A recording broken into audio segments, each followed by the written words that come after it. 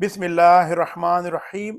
अस्सलाम वालेकुम फ्रेंड्स, मैं आपका दोस्त वकार ताहिर ख़ान एम्स्टर्डम हॉलैंड से एक बार फिर आप सब दोस्तों और भाइयों की खिदमत में हाजिर हूँ। फ्रेंड्स, कनाडा के हवाले से कुछ इंपॉर्टेंट इन्फॉर्मेशन है जो मैं आपके साथ शेयर करने जा रहा हूँ। ये वीडियो स्पेशली उन लोगों के लिए जो मुस्तकबिल में कनाडा जाना चाहते हैं, उन लोगों के लिए जिनके वीज़े के केसेस अभी अंडर प्रोसेस हैं कनाडा के, चाहे वो हमसे करवा रहे हैं चाहे वो खुद कर रहे हैं।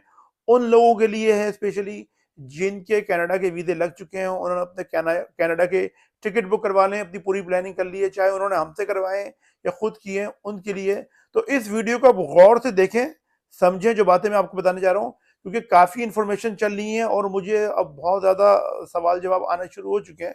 तो मैंने सोचा कि वीडियो बना के लोगों की ये कन्फ्यूजन दूर करूँ, क्योंकि लोग इस वक्त बड़े डरे हुए घबराए हुए हैं और लोगों ने अपने लाखों रुपए खर्च कर चुके हैं। तो क्योंकि यहाँ से कनाडा जाने का टिकट ही समझ लें कि आजकल जो पाकिस्तान में चल रहा है वो 4 लाख रुपए से लेके 6 लाख रुपए तक का कनाडा का टोरंटो का टिकट चल रहा है। अब फ्रेंड्स, आपको पता है कि कुछ मार्केट में आजकल न्यूज़ चल रही है, यूट्यूबर्स हैं बहुत सारे, उन्होंने ये वीडियोस बनाई हैं जिसमें बहुत बहुत से वो यूट्यूबर भी हैं जो कनाडा में रहते हैं। उन्होंने वीडियो इस तरीके से बनी है कि भाई कि कनाडा के अंदर जो लोग कनाडा के जिनके वीज़े लग चुके हैं पाकिस्तानियों के, और ये न्यूज़ भी सिर्फ पाकिस्तानियों के लिए बनाई गई कि पाकिस्तानियों के जिनके वीज़े कनाडा के लग चुके हैं, उनकी कनाडा की जो हाई कमीशन है इस्लामाबाद में, जो एम्बेसी है, वो उनके वीज़े रिवोक कर रही है, उनको लेटर भेज रही है कि भाई आपका कनाडा का वीज़ा जो है वो रिवोक कर दिया गया, यानी कि कैंसिल कर दिया गया। यानी अब इसका मतलब है कि अब अगर आप कनाडा जाएंगे तो आपको वहां से डिपोर्ट कर दिया जाएगा, यानी उस वीज़े की जो लीगल एग्जिस्टेंस है वो खत्म हो चुकी है। सही है। और दूसरी न्यूज़ ये है कि बहुत से लोग कनाडा जा रहे हैं, उनको कनाडा के एयरपोर्ट से डिपोर्ट किया जा रहा है। तो फ्रेंड, ये जो 2 पॉइंट्स हैं मैं इनको अच्छे अंदाज में, मैंने क्योंकि बड़ी रिसर्च करी और जो हमारे कॉर्पोरेटिव एसोसिएशन से मैंने उनसे रब्ता किया और जो हमारे लीगल एक्सपर्ट्स हैं उनसे मैंने मालूम किया, और उसके बाद जो मुझे न्यूज़ मिली है वो मैं आपके साथ शेयर करने जा रहा हूँ। देखिए फ्रेंड्स, जब भी कोई एम्बेसी, चाहे वो कनाडा का हाई कमीशन हो, चाहे वो यूके का हाई कमीशन हो, चाहे वो जर्मन एम्बेसी हो, नीदरलैंड एम्बेसी, किसी भी बलंग, इवन के वो बांग्लादेश की या सिंगापुर की एम्बेसी क्यों नहीं हो, जब भी वो आपको वीज़ा देती है तो वो आपके डॉक्यूमेंट पहले चेक करती है, चेक करने के बाद फिर वो आपको वीज़ा इशू करती है। अब न्यूज़ ये चला जाए, जो न्यूज़ चल रही है आजकल वो ये चल रही है कि कनाडा ने उन लोगों के वीज़े रिजेक्ट करने शुरू कर दिए हैं, और वो सभी के वीज़े रिजेक्ट कर रहे हैं जिन्होंने पाकिस्तानियों ने, क्योंकि पाकिस्तानी 2 नंबर के डॉक्यूमेंट लगाते हैं, फेक डॉक्यूमेंट लगाते हैं और गलत डॉक्यूमेंट लगाते हैं, जाली डॉक्यूमेंट लगाते हैं, तो इसकी वजह से उनके वीज़े रिवोक किए जा रहे हैं। तो फ्रेंड्स, ऐसा नहीं है। अगर कनाडा सारे पाकिस्तानियों के वीज़े इसी बात पे रिजेक्ट करना शुरू कर देगा कि उन्होंने 2 नंबर के डॉक्यूमेंट लगाए, फेक डॉक्यूमेंट लगाए, तो कनाडा है वो, मतलब कनाडा की क्रेडिबिलिटी खत्म हो जाएगी इस तरीके से। यानी कि वीज़ा कनाडा के वो जितनी भी अम्बेसीज हैं, ये कॉन्सुलेट्स हैं, उनके ममालिक में जो वीज़ा ऑफिसर होते हैं वो उन ममालिक के ब्यूरोक्रेट्स होते हैं।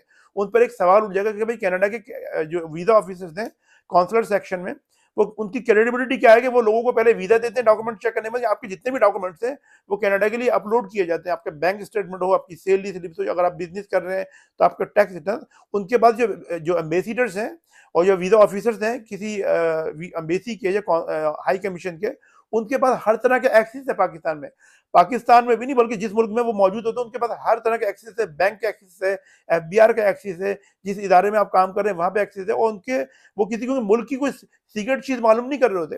वो तो एक एप्लीकेंट के बारे में मालूम कर रहे होते हैं कि भाई ये एप्लीकेंट आया है, वो बैंक वालों से मालूम कर सकते हैं कि आया भाई कि ये बैंक स्टेटमेंट ओरिजिनल है या नहीं है।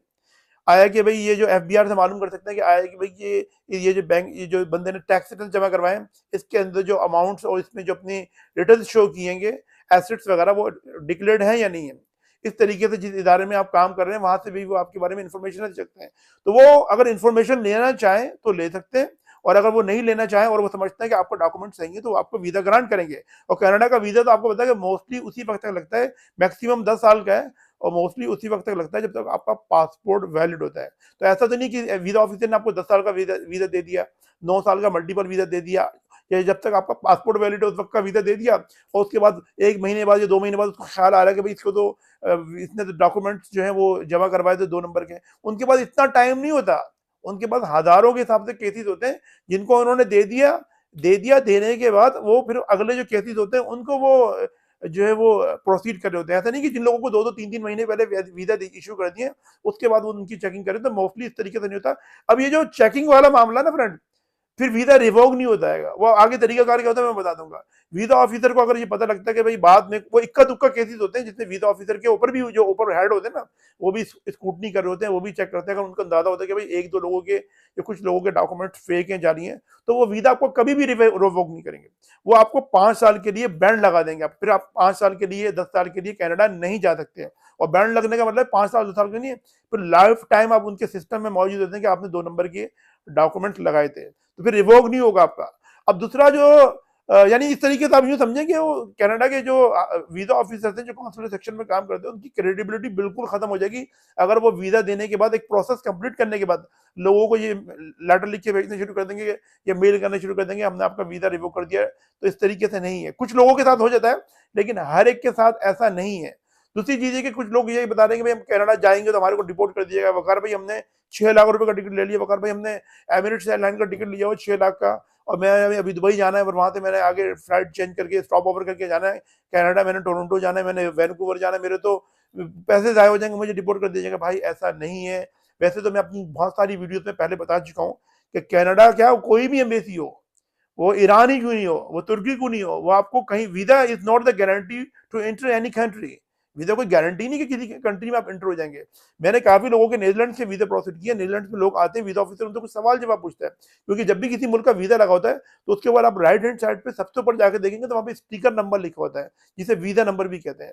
तो वो इन्फॉर्मेशन जिस मुल्क का वीजा होता है, उस पूरे मुल्क में जितने भी इमिग्रेशन डिपार्टमेंट होते हैं जो एयरपोर्ट पे काम कर होते हैं, उनके पास पूरी डिटेल ऑनलाइन सेंड कर दी जाती है। अब आप कनाडा पहुंचते हैं, कहीं भी पहुंचते हैं, तो वीजा ऑफिसर आपसे सवाल जवाब पूछ सकता है। डिपोर्ट कहाँ किन लोगों को किया जाता है? डिपोर्ट उन लोगों को किया जाता है जो अपनी तैयारी पूरी करके नहीं जाते, चाहे वो कनाडा हो, चाहे वो यूके हो, चाहे वो यूएस हो, कहीं का भी हो। अब आप कनाडा पहुंचे हैं, वीजा ऑफिसर आपसे पूछे, बताए भाई आप किस कंपनी में काम करते हैं। अब आपके डॉक्यूमेंट से लगाए हुए कंसल्टेंट ने आपको यही नहीं पता कि आप किस कंपनी में काम करते हैं। चले वो कंपनी के बारे में तो आपको बताइए आप किस होटल में स्टे करेंगे, आप ये बताइए। अब आपको अपने होटल के बारे में भी नहीं पता, क्योंकि वो डॉक्यूमेंट जितने भी हैं वो तो आपके कंसल्टेंट ने अपलोड किया हो ना, ये एजेंट ने अपलोड किया, आपको तो नहीं पता। अब आपसे पूछेंगे भाई आप ये बताइए कितने दिन आप कनाडा में रहेंगे, आपको नहीं पता। अब बोलेंगे भाई मैं तो 2 हफ्ते रहूंगा, जबकि आपके जो कंसल्टेंट साहब हैं उन्होंने आपकी जो है वो वीजा एप्लीकेशन फॉर्म में लिखा रहा है कि आप जो है वहाँ पे महीना रहेंगे।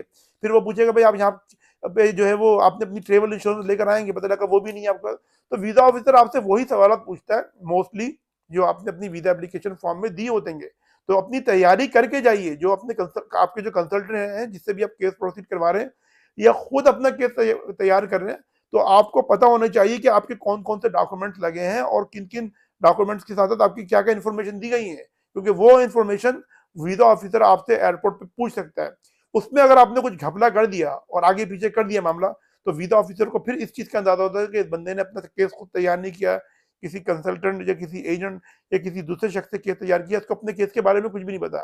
तो अपनी तैयारी करके जाइए। अब अगर आप तैयारी करके नहीं जाएंगे ना, तो कनाडा क्या, अगर आप तुर्की जाएंगे या नीदरलैंड जाएंगे, जर्मनी जाएंगे, जहां से भी लोगों को डिपोर्ट कर दिया जाता है और किए हुए हैं लोग इस तरीके से। तो अब खास तौर पे जब आप किसी एयरपोर्ट पे जाएं तो अपना होटल की बुकिंग कंफर्म लेके जाइए, अपनी ट्रेवल इंश्योरेंस लाजमी तौर पे लेके जाइए। जितने दिन का आपका प्लान आपने अपने वीजा एप्लीकेशन फॉर्म में दिया है, उस हिसाब से अपना प्लान करके जाइए। भला बाद में आप 6 महीने रह लें कनाडा में एंटर होने के बाद, वो it does not make any difference.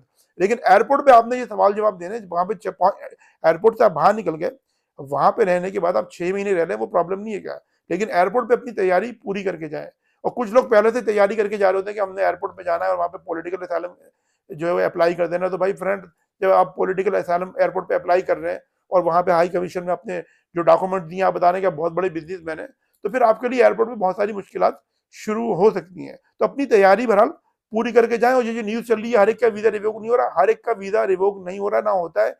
कुछ होते हैं 100 में 1-2 लोग होते हैं जिनके वीजे रिवोक कर दिए जाते हैं। और जो डिपोर्ट भी होते हैं, कि ऐसा नहीं कि कनाडा में पूरी एमिरेट्स एयरलाइन पाकिस्तानियों की भरी हुई जा रही है, पाकिस्तान से पीआई चल रही है, उसमें 90% पाकिस्तानी जा रहे हैं कनाडा का वीजा लेकर, तो सबको रिपोर्ट किया जा रहा है, ऐसा नहीं है। कुछ लोग होते हैं जिनको रिपोर्ट कर दिया जाता है। जैसे जापान में लोग जाते हैं, वीजा ऑफिसर डाउट करता है, सवाल जवाब पूछता है, और वो वीजा ऑफिसर को अगर सेटिस्फाई नहीं करता, तो जापान से भी लोग रिपोर्ट हो जाते हैं, यूके से भी रिपोर्ट हो जाते हैं। तो फ्रेंड्स, ये आज की वीडियो, इस वीडियो को आप ज्यादातर लोगों तक शेयर कीजिए, ताकि बहुत से लोग जो इस कंफ्यूजन का शिकार हैं उनकी ये कंफ्यूजन दूर हो। आप सब अपना बहुत बहुत ख्याल रखें, अपने पेरेंट्स और अपने बुजुर्गों का बहुत बहुत ख्याल रखें, और अपने भाई के चैनल के भी। मैं मिलता हूँ आपसे अपनी नेक्स्ट वीडियो में। अस्सलाम वालेकुम, अल्लाह हाफिज़।